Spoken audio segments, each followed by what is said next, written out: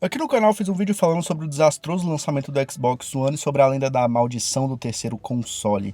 Eu havia dito que faria um vídeo falando sobre o PlayStation 3 também. Pelo menos eu acho que eu falei. E bom, aqui está. Seria possível resumir o vídeo em pega tudo que a Microsoft fez, que eu disse naquele vídeo, muda de Xbox para PlayStation e pronto. Mas vamos começar. Na verdade, eu acho até que o caso da Sony foi pior. A empresa foi muito arrogante, cara. Ela achava que não importa o que ela fizesse, todo mundo ia aplaudir de pé. Mas vamos começar a história. O PlayStation 3 foi originalmente planejado para ser lançado em 2005, mesmo ano de seu principal concorrente, o Xbox 360. Mas no projeto original, durante muito tempo, ele não tinha GPU, comumente conhecido como placa de vídeo. Eles queriam rodar tudo através de uma XPU. Pela internet, a definição de XPU é, abre aspas, uma XPU é uma solução de computação de arquitetura cruzada completa em todos os principais tipos de chip, todos ligados em uma única interface de programação do aplicativo, atribuindo cada tarefa ao chip que for mais adequado para processá-la. Fecha aspas. Pelo que eu entendi, é uma parada que funciona como placa de vídeo, processador e qualquer outra coisa que o console precisar. Tudo isso em apenas um dispositivo. Mas se essa não for a definição, podem consertar aí nos comentários. Sendo essa a definição ou não, a equipe de desenvolvimento teve que provar para a empresa que seria não só impossível, como mesmo que funcionasse, traria para o console problemas gravíssimos de desempenho. A ideia então foi abandonada e uma GPU foi colocada. Mesmo mudando o hardware para algo bem poderoso, não basta só isso. É preciso ser fácil para os desenvolvedores. Se o console for de difícil manuseio no sentido de desenvolver um jogo, problemas começaram a surgir. Gabe Newell, chefão da Valve, disse que o PlayStation 3 era uma perda de tempo, a arquitetura era uma merda e nada dele poderia ser aproveitado para outra coisa. Tanto que a Valve deixou para a EA portar o Origin Box para o console, ao invés deles fazerem o trabalho. O console tinha sérios problemas de desempenho. Eu separei aqui alguns testes de FPS comparando o PlayStation 3 com seu rival Xbox 360. Entre eles tem GTA 4, Bayonetta, Red Dead Redemption, Metal Gear 3 e etc. No Wii U e no Xbox 360, Bayonetta roda uma taxa de quadro de 40 a 60 frames. Consegue se manter estável nisso aí, dificilmente caindo para baixo de 30 ou coisa do tipo. No PlayStation 3, a cena de abertura é caótica, cara, alcançando menos 20 FPS em alguns pontos. Tenebroso. Consegue manter ao menos 30 FPS em alguns pontos até, mas quando cai muito. Isso acontece porque a Platinum Games, responsável pelo desenvolvimento do jogo, disse que não sabia muito bem como mexer no PlayStation 3. Então, delegaram a tarefa a uma divisão interna da SEGA. Já para GTA 4, no geral, Xbox e PlayStation rodam bem o jogo, mas o PlayStation 3 apresenta momentos onde o jogo roda 28, 26 FPS. O Xbox apresenta em torno de 32 a 34 FPS, o que não é muito diferente, mas o deixa acima do PS3 mesmo assim. Metal Gear 3 é a mesma coisa, o Xbox mantém mais quadros, a mesma coisa se segue para Red Dead, que nesse caso apresenta uma queda brusca em ambos os consoles, mas o Xbox no geral é levemente superior, tipo uns 2 FPS de diferença. Shadow of Mordor é a mesma coisa, mas nesse caso do Shadow of Mordor, os dois são horríveis, porque o port do jogo é mal feito para as duas plataformas, mas o do PS3 consegue ser pior ainda. Não dá pra falar que o Xbox é muito superior, porque ele roda o jogo a, sei lá, 20, 25 FPS, só o problema é que o PS3 roda 15, 16, 20 no máximo. Alguns pontos chegando a 30, mas logo caindo de novo. A mesma coisa segue para Call of Duty MW2, os dois são bem estáveis a 60 FPS, mas quando os quadros caem, o Xbox costuma ficar superior ao PlayStation. Metal Gear 5 Phantom Pain é a mesma coisa, idem para Dark Souls 2, alguns pontos chegam até a 18 FPS de diferença, Metal Gear Rising Revengeance e muito mais. Metro Last Light e Battlefield 4, de todos os jogos que eu vi, foram os únicos que apresentaram vários momentos onde o PS3 era superior ao Xbox, mas eu não sei exatamente qual o motivo desses dois serem superiores, mas eles não são tão superiores assim, tá? É tipo parada de, sei lá, 2, 3 FPS. Aqui no canal eu já disse que o mais importante para mim não é a resolução do jogo, e sim a taxa de quadros. Entre jogar um jogo a 720p 60 FPS ou um a 1080p 26 FPS, eu prefiro muito mais jogar 720 60 FPS. Obviamente, eu vou invariavelmente escolher a opção com maior taxa de quadros, por isso essa discrepância entre os dois para mim importa tanto. Na descrição eu vou deixar um vídeo bem detalhado sobre os problemas de arquitetura do console do PS3. É um vídeo em inglês que você pode colocar a legenda automática do YouTube, que dá para entender tudo tranquilamente, mas ele explora muitos termos técnicos que eu não vou me aprofundar por não conhecer do assunto. Lá vocês vão entender melhor do porquê do PS3, mesmo tendo um hardware poderoso, era tão fraco em desempenho assim em jogos multiplataformas, é importante ressaltar, jogos multiplataformas. A primeira vez que o mundo conheceu o PS3 foi em 2005 na E3, em um modelo conceitual.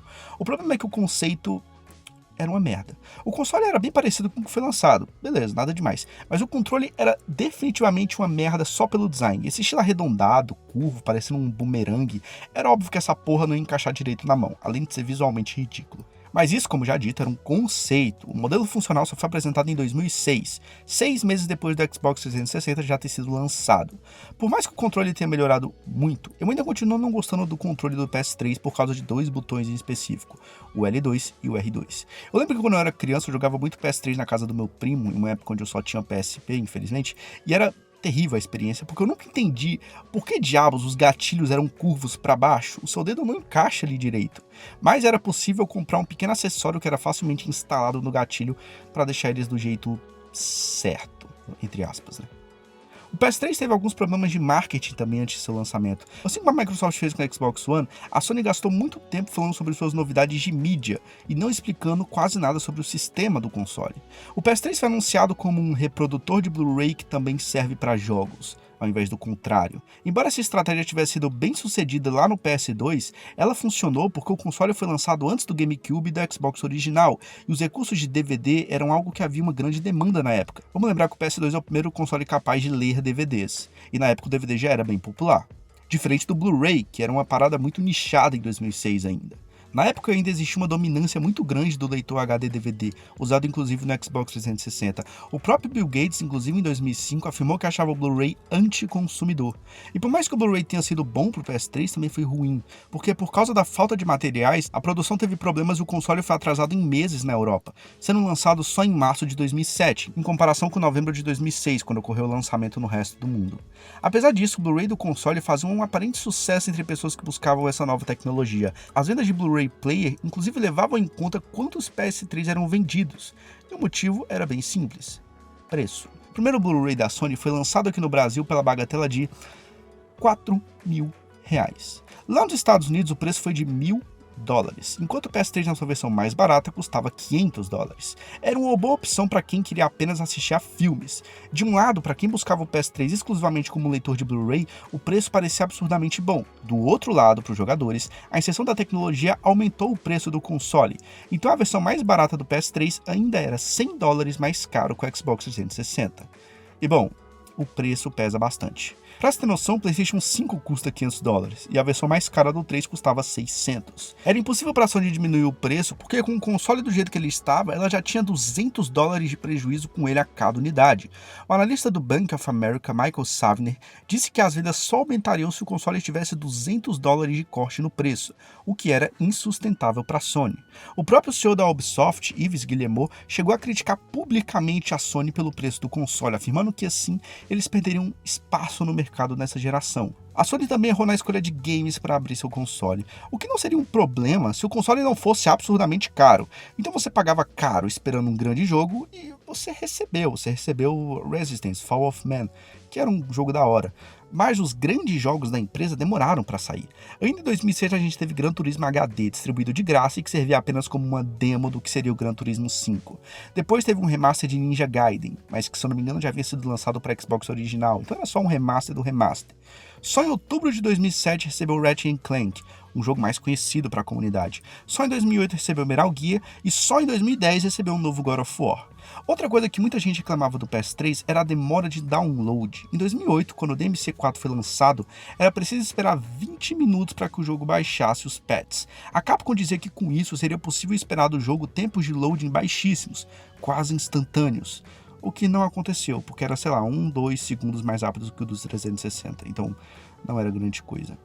No fim, todos esses erros da Sony renderam ao PS3 vendas fracas se comparadas ao seu antecessor e ao seu sucessor, mas serviram de aprendizado. Se era difícil para os desenvolvedores produzirem seus jogos multiplataforma para o PS3, então que a Sony faça isso. Depois de Ratchet & Clank, a empresa começou a apostar mais em exclusivos, e daí surgiu Uncharted, The Last of Us, God of War 3, Demon's Souls, Infamous e por aí vai. Mesmo com esses jogos considerados bons pelo público, o console vendeu menos que o Wii e demorou 10 anos para bater o Xbox 360 em vendas, e demorou 5 para alcançar ele. Mudanças tiveram que ser feitas, tipo tirar a compatibilidade com jogos de PS2, e o modelo Slim popularizou de vez o videogame. Esse aqui é um caso bem bizarro da indústria de jogos, mas que pelo menos serviu de lição. E não, a maldição do terceiro console não acaba por aí. tem mais história pra contar. Mas é isso, espero que vocês tenham gostado do vídeo e tchau.